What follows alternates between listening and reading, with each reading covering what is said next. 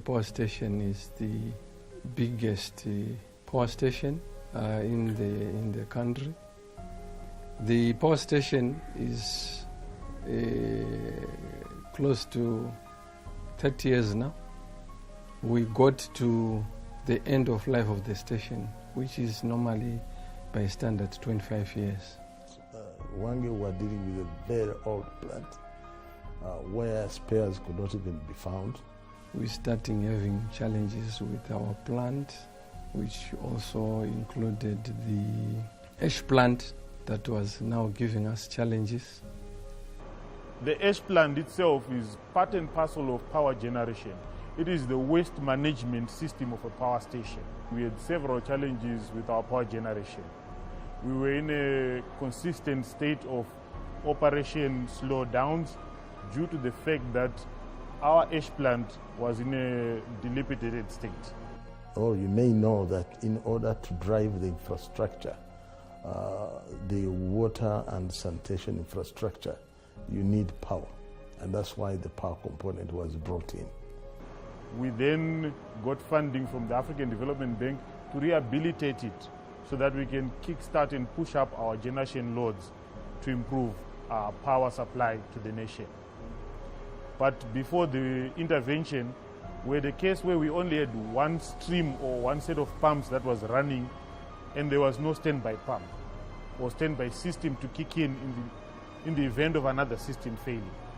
So when the project was done, it was meant to capacitate the power station to ensure that we have enough redundancy in the system to do continuous generation without having disturbances.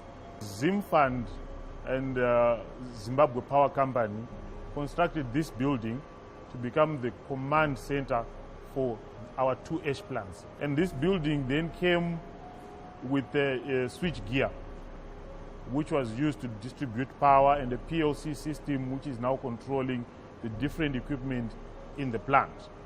When the building was constructed, 2 transformers were brought in to step up from our feed supply of power so that we can have dedicated transformers for the ash plants. So we have 2 transformers that are at the bottom of this building. One is in service while the other one is on standby. With the African Development Bank and ZimFund coming in, we managed to catch up with the construction of the ash dam, and we also improved in terms of the ash plant. Because with any project of this scale, there will always be hiccups and problems and snags along the way, and ZimFund has certainly experienced those. But there has always been steady progress, and I think now, as we enter the last months and years of the programme, we're really seeing the benefits of the hard work. Prior to 2012, we produced about 3,120 gigawatt hours. And after the project was completed, that was in 2016, we managed to increase the generation to 3,400 gigawatt hours.